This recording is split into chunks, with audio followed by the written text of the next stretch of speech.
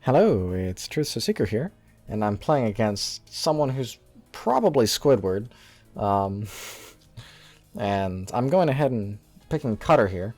Now, if you've probably heard from the previous videos I've done, I'm messing around with some of the more aggressive leaders because I'm trying to get a general feel of the more structured concept of building units and actually engaging with them and moving them around the map and doing things that are actually expansive in terms of, troop movement and troop building and whatnot.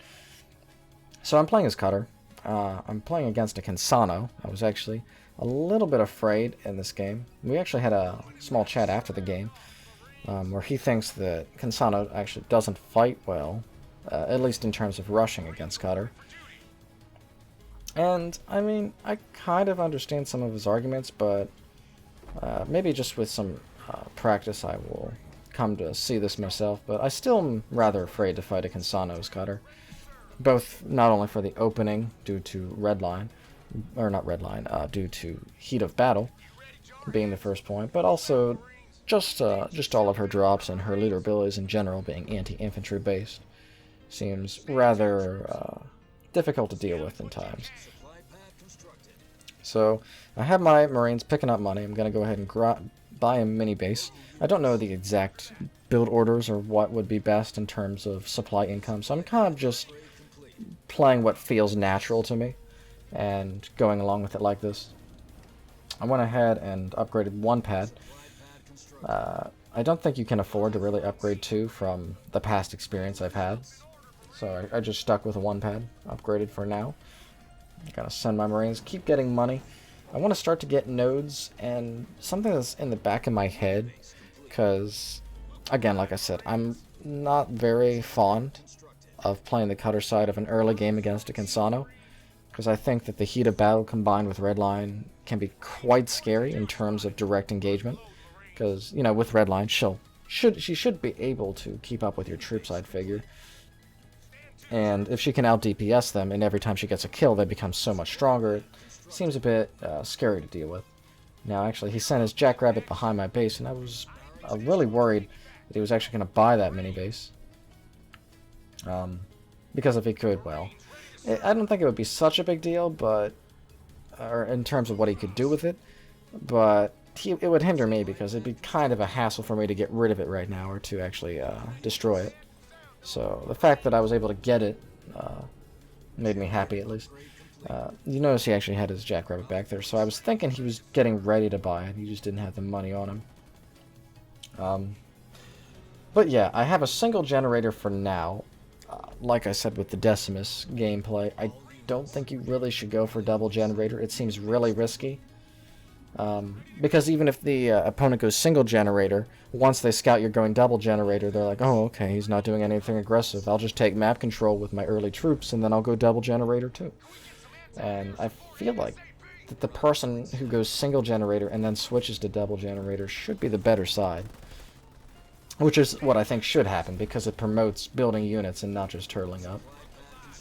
Although, I mean, I could be wrong. It's just what I feel is stronger. At least as of now. So, you see, I'm still on a single generator, but I've seen no signs of anything from him. So I figure, at this point, I can go for double generator. Because, I mean, it's 3 minutes in, no signs of him. I have a turret up, and the turret should pretty much stop any hit he can do, right? The turret's there mostly just in case of defensive needs, of course. It also stops him from just dropping a Hellbringer on my base or something. Which, I mean, if I didn't have that turret there, I suppose that could have been an option. Because then I'd have to walk a sniper there or something, and we could maybe drop a building with that. Because it is a starred unit. But yeah, I'm just for now trying to take out nodes and expand. Probably going to consider taking an Expo in the near future here. Okay, he drops the Hellbringer there, so I figure, okay, I'm just going to try and walk up and get in the garrison while I have another group of Marines. I guess all of them, actually. No, just the one. I'm going to have him try and go and start capping that while, because I figured, of course, that he was going to send the Hellbringer back to try and get the Marine. And that should let me basically cap the node. And I actually have my snipers up on that ridge, which is really nice because I'm basically getting 3 hits off on those guys. I suppose I could have sent my Marines. Yeah, I do send them back now. I send one back at least. And I'm going to try and cap because I was figuring, okay, he's probably going for the other node. He does manage to decap that node, but I think that's my Marine that's recapping it, so I should get it back at least. Yeah, that's my Marine. So yeah, I have all 5 nodes, at least temporarily. I'm getting Tech 2 now. I guess maybe I just figured that I confused Tech 2 with Tech 3, or maybe I was just delayed or something. But I figure, okay, at this point I have all the nodes. I'm getting Tech 2. I need to try and expand and get some troops out so that I can try and hold down a base. Because if you can do that, then I think you're just extremely better. And I'm not going to say that I'm a professional at this or anything by any means, because I'm definitely not. I'm still learning. But I've had several people tell me that map control doesn't mean that much, and that it's better to just try and turtle up, or you can get away with just turtling up.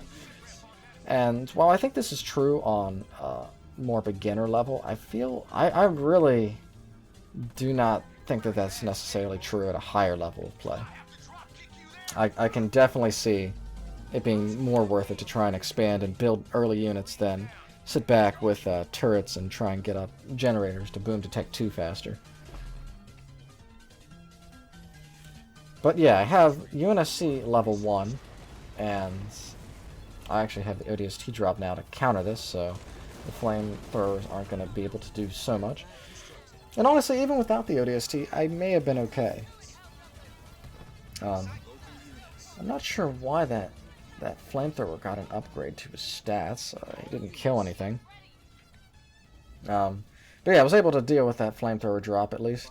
And actually, this is something I feel is worth mentioning that I think my opponent did really well, especially with that Jackrabbit, is he was able to harass me very well, and I have to give props to him for that because I actually was getting rather frustrated with his ability to maneuver things around, and he was really trying to outposition me, I feel. I think that was the core of his strategy in the game.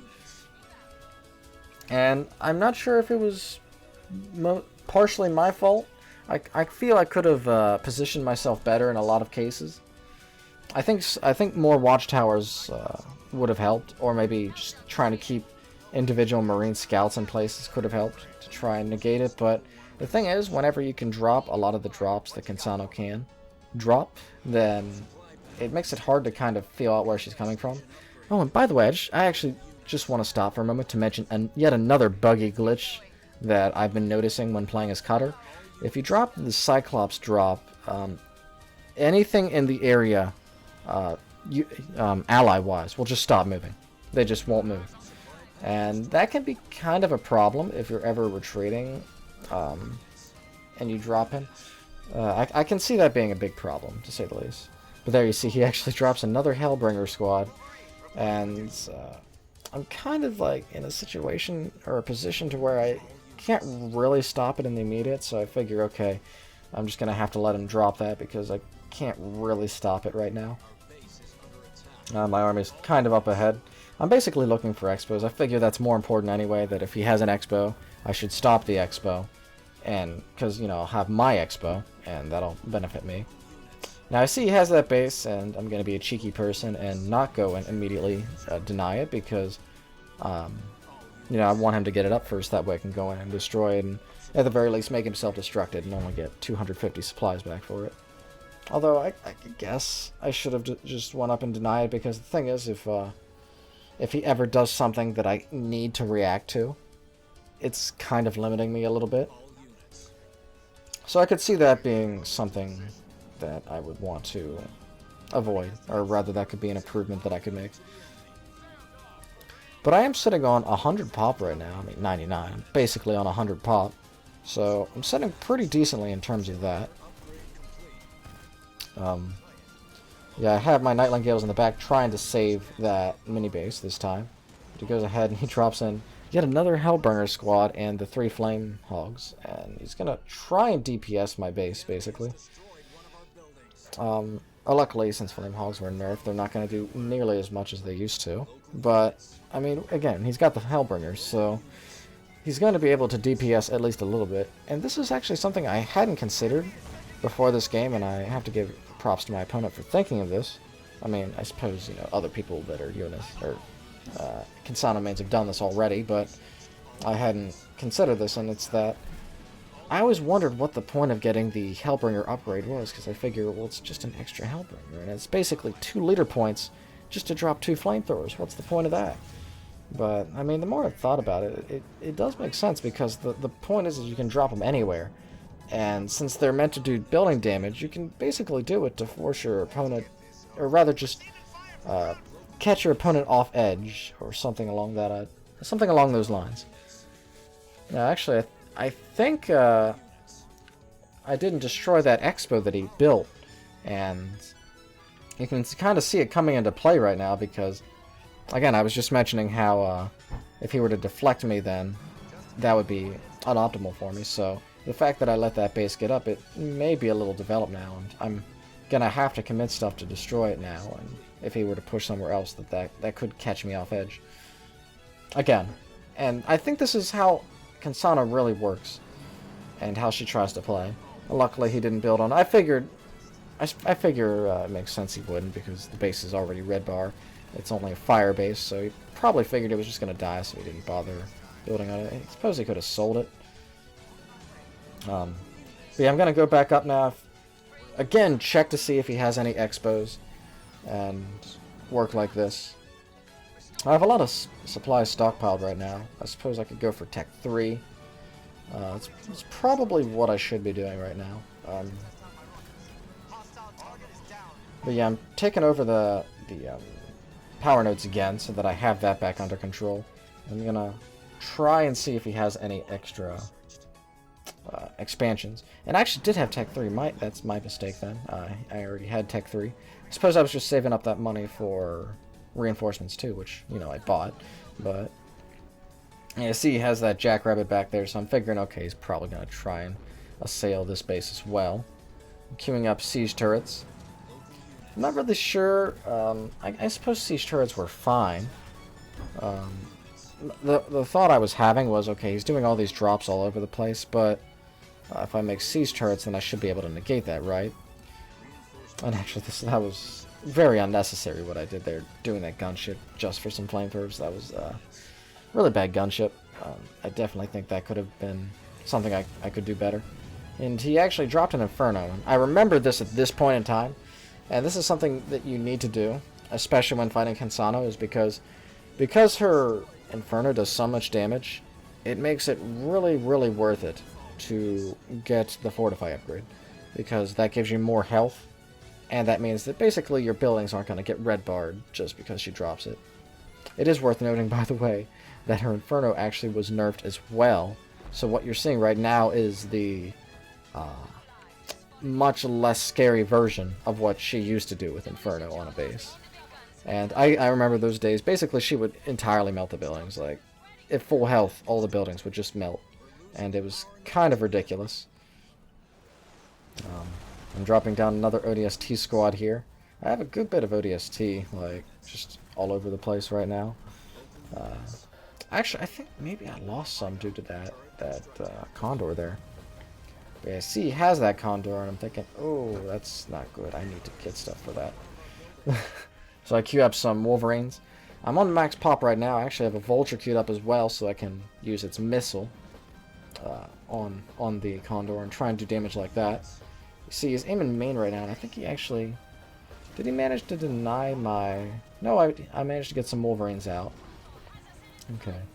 I actually was premeditating something like this could happen, because I've had players that have tried to go Condor against me before, or rush Condor. So I figured this was a very realistic possibility, so I made some Wolverines already, or I had the thought of making Wolverines in advance.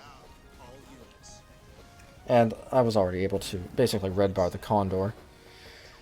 But again, you can see how he's pushing on me here, and I guess you could just say he's just poking me, or rather he's, like, you know, just sending troops all around trying to get hits off where he can, and basically just put me out of position. And I'm thinking that this was a really smart play, to say the least. But I'm going to chase down this condor here, try and finish it off. I know I'm going to lose at least one Wolverine. I'm going to try and end it without losing another. And I only managed to only lose really one more for the cost of it. But if there's anything actually I could have done better, it would have been really scouting out to make sure that condor was coming. Because I've noticed I haven't really been scouting so much this game. And I think I could have done that at least better. I need to grab the Expo again. I feel so long as I can keep grabbing an Expo and keep denying his Expo, then I should be logically in a better position. Because he keeps using all these supplies on these drops. Although it's at least interesting because he's fighting in a way, because his army really can't fight Cutter directly, I feel. He's just too strong. Like, he has the 3-star Cyclops, which is a monster against Flamehogs. And then just combine that with everything else, like the ODST support, the gunship. Like, he just has, all of his abilities are, I think, just better than Kinsano in terms of all that stuff. And it was funny, like, as I was playing through this game, I was seeing all of these options, and I'm like, you know, Cutter isn't actually that bad against Kinsano. Like, he actually does have some really nice options. So long as he doesn't get outmaneuvered by the Kinsano. And, like I said, I think I could have done it better, but, you know, I'm not a Cutter main, so I have that at least going for me. But yeah, see, he drops down his, I guess, I don't even know what it's called, but I think it's his other ultimate leader point. Or did he just drop down 3 Flamehogs? Maybe that's all he did. Yeah, he just dropped down 3 more Flamehogs and 2 more Hellbringers. So yeah, I'm starting to send my guys back now. I figure, okay, I've killed all that stuff. But I actually spot through the corner that he had a condor, and I suppose he was just looking to see if I rebought that base. But that's one bonus to switching things up, is that maybe if you ever go in a pattern, rather, and they spot that you're going in a pattern, then it makes it easier to punish. I was thinking about if I should drop down the ODSTs. I think I decided against it because I was wanting to save up for the Wolverines, because I know he has a condor out. And I actually do a really good split there and catch his units, because I think he was expecting me just to come from one way and he could withdraw from the other, but I was able to catch him there, which I think was a good engagement for me. And yeah, I'm going to throw up a garage now so that I can attempt to basically just keep on pumping Wolverines, keep building. I'm going to upgrade that base basically instantly. I think I'm just checking to see if he took this base. I'm not sure. Yeah, I'm going to queue up watchtowers. I'm not sure it's so necessary on that base because, you know, I mean, I have all the sight from the nodes and all my... and the other bases that I'll be building in the front, so I'm not sure it's so necessary in this case. But yeah, I dropped down ODSTs. The point was to give me sight. And actually, the Condor, I think, got pretty hurt. I think it was at least a 4th hurt, if anything. So that was actually really good that managed to happen. I'm getting Fortify. I don't know if that's level 1 or 2. I kept trying to get Fortify this game, and he kept denying it, and it was rather annoying, to say the least.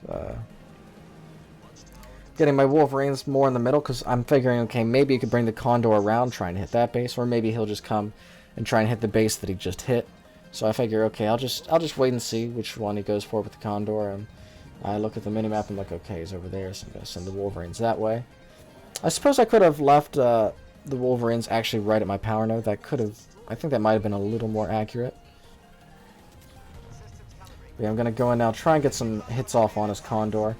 I actually do end up losing a Wolverine there, but I actually hurt his Condor a good bit, like, considering... like how much health it had. I think I took off like another 1/4 of its health for the cost of 1 Wolverine, which is, I think, pretty good. I have all the upgrades for my infantry now, or at least all the important upgrades. So they're actually going to put in some pretty serious work now. I'm upgrading all my pads because, well, my main just got stripped, and I'm trying to really keep my eco alive right now. Because I figure, I mean, you see I'm still at 120 pops, so as long as I can keep my eco from going completely down the drain, and the fact that I have a superior army to him, at least I feel that it's superior as it is right now, then I should be better, so long as I keep my eco from completely falling apart. So yeah, I pushed off his, I guess, mini engagement again, and I'm gonna try and push back up. And I'm kind of wondering where his condor is right now, but I figure, okay, maybe I can get away with going up now. Or rather, that's what I'm always trying to do here is, if I can ever manage to push and I see he doesn't have an expo and he's not hitting me at the same time, since I'm an expo up and I have a superior army, he basically always needed to be pushing around and trying to work like this, because otherwise me just base trading is going to completely wreck him. Even here, I could have considered going in for the raw base trade. It was definitely an option. I suppose maybe I didn't here, because I didn't want to risk it, for a biscuit. Because I didn't know if he had this other base, and if this other base was really developed, then we'd be on a 2-on-2, and I'd rather not go into a base trade if I didn't need to. But yeah, he managed to drop that base with just the condor. A little bit annoying. And I was actually a little upset that my pop was so high, because I wanted to make more Wolverines, but I couldn't because I was at max pop. But yeah, I thought about dropping the gunship here, but actually if you look at the condor, condor is already pretty close to dead, and it's actually pretty crazy. I actually used to think the condor was really good, and don't get me wrong, it is good. But the later into the game you go, the same with the gunship, by the way, like, the later in the game you go, the less effective it really just becomes. Like, 3 Wolverines was enough to finish off that condor, and I mean, I was using 3 Wolverines to harass it, like, the entire game there. Or rather, the entire early stage. So yeah, drop down another Cyclops. If you actually look, I think I have like 5 or 6 of them now. And the thing is like, as that keeps stacking and I keep getting more and more of those veteranized Cyclops, that really turns into a lot of raw base trade material. Or rather just crack through material. Because dealing with 3-star units or veterancy 3 units is honestly kind of ridiculous to deal with. I'm actually even feeling like maybe they would want to nerf it to like a 2-star Cyclops, because it's kind of crazy how good it is. I think, at least. Also, I think maybe getting the Archer missiles would have been better than getting veterancy. I was kind of thinking I wouldn't need to, but I think, honestly, I was actually talking with Elias the other day, and he was saying how they were good, and honestly, I'm kind of inclined to agree. You see, I actually get it here now. I was debating on what to get. I was debating between the drop turret and the Archer missiles, but I got the the Archer missiles instead. I'm just gonna drop it because there's nothing in terms of troops to really drop it on. I suppose I could have dropped it on the Condor, but it's gonna die really fast, as you'll see here. See, it's already basically dead. I'm gonna throw down a heal, and yeah, he drops into his assault group there, but it's gonna kind of fall apart, I feel. Like, you see, like, if you look at my pop, I'm at 106, I'm at 101 now, and his entire army's dead, and I managed to actually crack through the base. So, I hope you guys enjoy this game. It was actually really, really interesting to me, because I've never actually played against a playstyle like this before, where he tries hitting and getting my troops out of position. But it seemed really interesting, and actually a little bit good to deal with. Or, really good for him, and hard to deal with. But yeah, that's basically going to wrap up this game here. He still has a flamethrower back at the base, so I need to drop down a unit to deal with that. In terms of other games, I'm probably going to be starting to play Atriox again. I feel like I've been playing other leaders a good bit, but I want to get back to trying to play him some more, so I guess I expect some more Atriox gameplay in the near future. But yeah, I hope you guys enjoyed this game, and I will see you guys in another one, so take care.